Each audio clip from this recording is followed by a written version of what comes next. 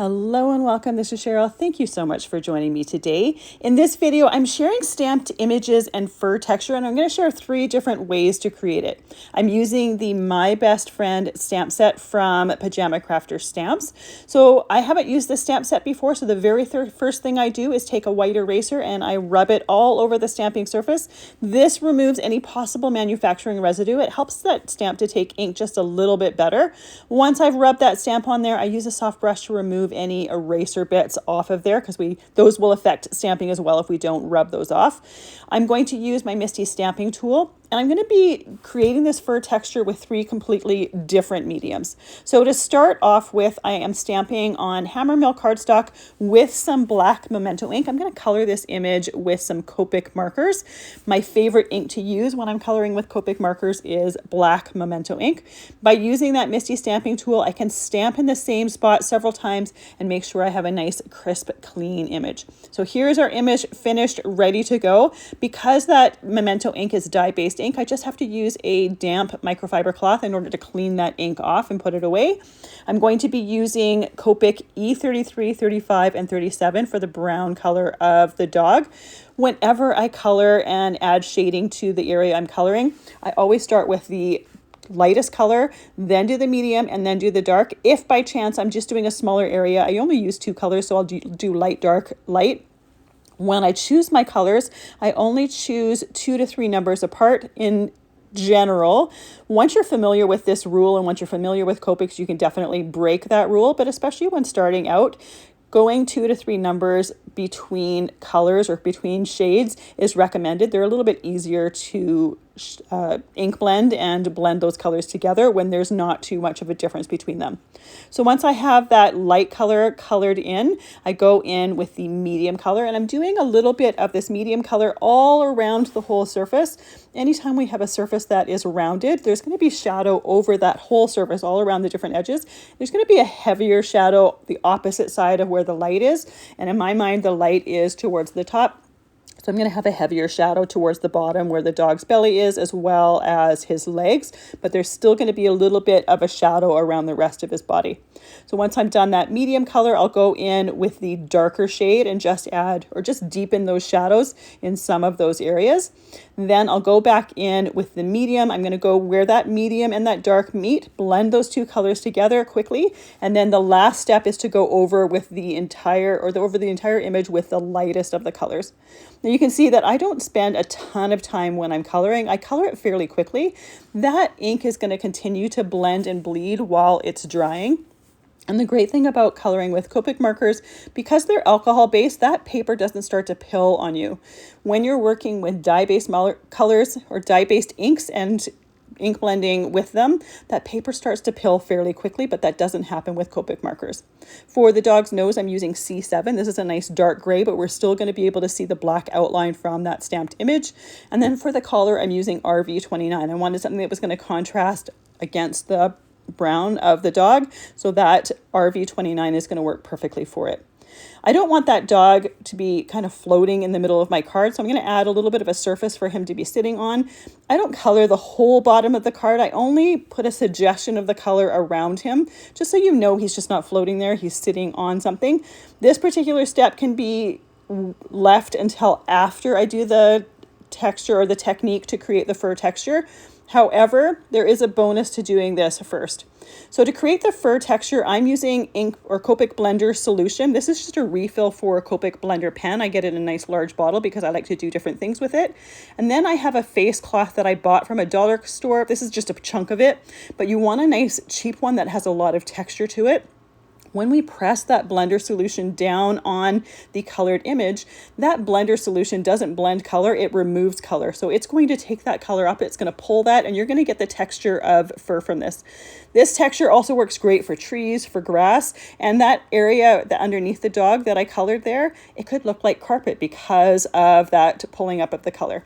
Now, for this particular card, I didn't want that texture on the surface, so I'm going and I'm coloring it again, but I wanted you to be able to see that if you wanted it to look like carpet, you could easily do that. Now, the one thing to know is when you're doing this, you're pulling up that color. So some of that color is staying on that face cloth. You might transfer it, so you need to be careful. I got a little tiny dot of red right beside the dog's ear, but I used a Copic Blender pen in order to remove that color because the Copic Blender removes color. Sometimes with darker colors, you need to do that step a couple times. You need to put that Copic Blender on there, let it dry, and then do it again. It kind of pushes that color to the bottom of the paper. Darker colors are also harder to do that with. To create layers for the card, I die cut them with the Emerald Cut Labels and Tags die set. So I cut one with my image piece, and then I did a larger one with some Dahlia cardstock. Now I wanted to create a faux layer in between there, so I used that C7 Copic marker. I used the chisel end, and I ran it along the outside of that piece, and it just gives the look of a gray piece of cardstock underneath it. It gives it a look of a separate layer. It's a great way if you happen to have a color that you use that you don't have a cardstock to go with, that you wanted to create a layer with. This is a really quick and easy way to do that. I glued all of my layers onto my A2 card base with some Barely Art glue. I have it in a nice fine line bottle. I'm going to add a little bit more texture to my card by adding some Stickles to the collar. It's going to, you're still going to see the color from the collar, but it's just going to add a little bit of glitter sparkle. Then I used a silver gel pen in order to make that tag on the dog's collar metallic. Then I'm using some glossy accents on the eyes, the nose, and the tag to just give it some glossy dome dimension. This is a really simple and easy way to add some texture to your stamped images. Now for my next card, I'm going to use watercolor cardstock. I'm going to watercolor an image and create a little bit of texture with that watercolored image. Now this texture is not going to be as prominent as the one with the Copic marker, but if you look close, you'll still see that little bit of mottled fur texture to it. So I'm using some distressed watercolor cardstock because I like it being bright white against my watercolored image. You could use whatever your favorite watercolor cardstock is. When I'm using stamped images with watercolor cardstock, often there's a textured side and a less textured side. I use the less textured side. It just gives a better stamped image. And I'm stamping it with some VersaMark ink. I did cover my cardstock with some embossing powder tool so that embossing powder was going to stick mostly to my stamped image, although you can see that there is a little bit on the right side of the image. I cleaned that up just with my thumb, wiping that powder off before heat embossing that image as well as my sentiment in place. Now, I typically like embossing images when I'm watercoloring because it gives a ridged edge. It makes it a little bit easier to watercolor. I also like the contrast of the watercolor with that embossed edge. That embossing is typically glossy, so it just gives it a little bit of extra texture. I'm going to do some very, very simple watercoloring here. I don't want to spend too long on it. I want my watercolor to stay wet before I do my next step. So I'm using some distress refills here. I love them for watercoloring. These are intended to re-ink your distress pads, but they work fantastic for watercolor. I have them in a palette here where I have each of the color in its own little well. I also have a label to the bottom right of it, so I know exactly which color is which. These I've had for years. The one thing about them is you need to store them horizontally. You can't tilt this tray because the distress refills will never dry on this tray, and if you tilt it, they're going to run out of their little well and create a big mess. So you do need to store these flat on a shelf.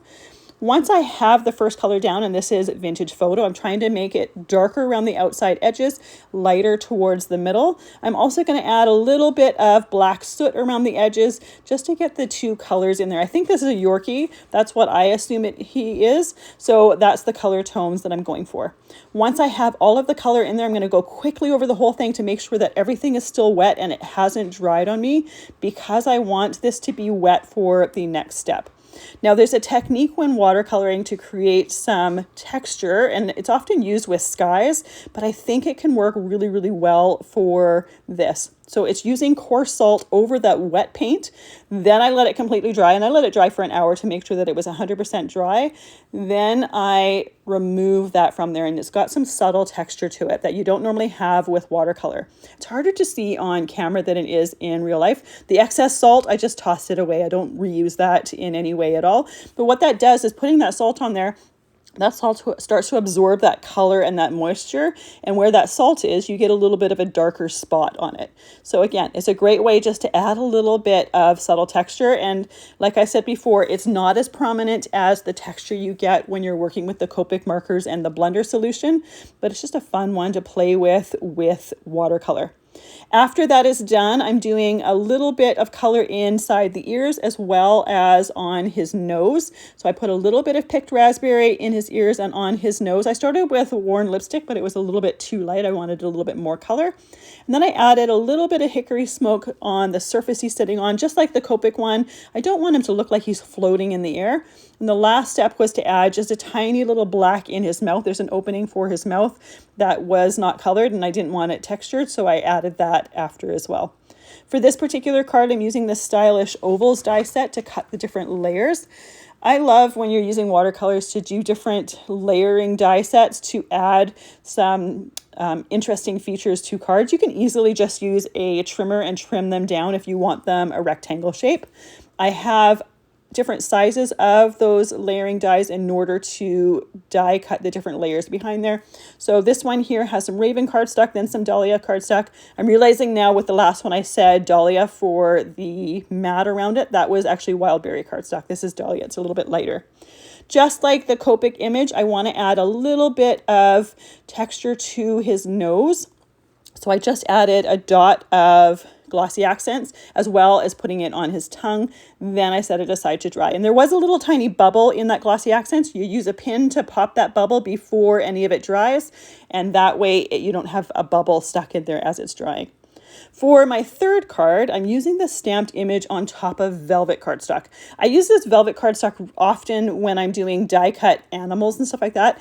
It feels like velvet. It has a nice fuzzy texture, and it's just a really easy way to create some different textures with your die cuts. You can also stamp on it. Here I'm stamping with some black stays on ink. You want to make sure that it's permanent ink that's going to dry on that velvet cardstock. And then I'm going to use my detail scissors and I'm going to fussy cut around it. There's also a little dog bone stamp in this set here. I'm going to stamp it on some alabaster cardstock and fussy cut that as well. Now, years ago, there was a product called Fun Flock that I used to love to use with stamped images to give them a fun, furry or fuzzy texture to them. If you still happen to have that, you can change this velvet cardstock to stamping your image, coloring it. I'd color it with Copic markers and then using Fun Flock on top of it. That's a great way to get a fuzzy texture. And that way you could also do some ink blending and get some shading in there. With the velvet cardstock, you can't really shade and you can't really color on it per se. I will be adding a little bit of pink to the ears, but because I stamped it with black stays on ink, you can't really, there's not, the only permanent ink that would stay on the velvet is Copic markers. Copic markers and stays on ink are not compatible. They don't work together. So when I do add the pink to the inside of the ears, I will be staying away from the stamped lines because the Copic markers will rehydrate that stays on ink and make it run or make it bleed, and it will just kind of ruin the image. So as I'm die cutting or detail cutting, fussy cutting around the outside of the stamped image, I'm making sure that I'm just slightly outside of the image. I don't want to have any of that tan fur around the outside edge, but I also don't want to lose that stamped line of the dog because I think it's going to look not quite complete if I lose that stamped line. So I'm slightly on the outside so we can still see that stamped line on there. Now this velvet cardstock is adhesive. When I use it with die cuts, I will typically put it onto some scrap paper before I die cut it. It just adds some stability to it. But for this, I don't need to. I'm going to remove that backing and I'm going to stick it to my card and use that adhesive. Now, I love when using animals to add that glossy accents to the nose for that glossy texture.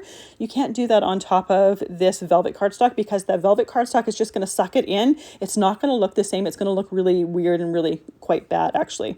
So what I do instead is I die cut a little nose. This is from the Congrats Cat die set. This is a newer die set from Spellbinders. I have another video where I am using the different pieces from that die set. So I just have the little nose. It's the closest one to the shape of the nose from this stamped dog. So I'm going to be gluing that on top of the velvet cardstock, letting that dry, and then putting my glossy accents on there so we get a nice look. For this particular card, I'm using the Perfect Touch Arches tag and die set for my layers. Again, I love the different shapes, die cutting the pieces. I think it adds a little bit of interest to them. So once I have this piece die cut here, I also die cut a mat for it, but I did that off screen. I'm going to use a little bit of worn lipstick distress ink around the back side just to add a hint of color behind that dog. This way it's not going to be so stark white. And again, we're not going to have the dog just kind of floating in the air because there's going to be a little bit of color behind them. I did that with a large Spellbinders blending brush. Again, a little hint of color. I didn't want the whole thing to be colored. Otherwise I would use colored cardstock, but I do like the look of a little bit of a blush or whatnot behind it, a little bit of color behind it. And that could be any color. I only chose this color because it was similar to the matte colors that I had with the last two cards and I wanted them to look fairly similar. So once I have my layers on my A2 card base, I can glue down those stamped and fussy cut images. I used the best ever or the Barely Art glue on that bone and glued that down. Then I can just remove the backing from the adhesive from the dog and glue him to the base of the card. After that, I added a dot of that Barely Art glue onto the nose, and I'm going to let that dry. For the ears here, I didn't actually write down the Copic marker I used. I'm just putting just a hint of that in the ears just for a little bit of color on him. The last step was to add that glossy accents to the nose and then let that completely dry. Depending on how much glossy accents you use, sometimes 15 minutes is enough, sometimes a half an hour is enough for drying time. When you first put it down, it's got like a milky look to it. When it's completely clear, it's pretty much dry. So we have our finished card, and it has that great fur texture because of that velvet cardstock, and then it has some more texture with that glossy accents on his nose. Then we have our little Yorkie watercolored here with that texture from that coarse salt on the wet watercolor, and then a little bit of additional texture with that glossy accents. And then finally the fur texture on the Copic marker colored dog. This one here is my favorite way of creating fur texture. It's just so easy, and it has a really nice bold look to it. Then we also have the glossy accents and stickles to add a little bit of extra texture there. Thank you so much for joining me today. I really appreciate the time that you spend with me. I hope you have a fantastic day.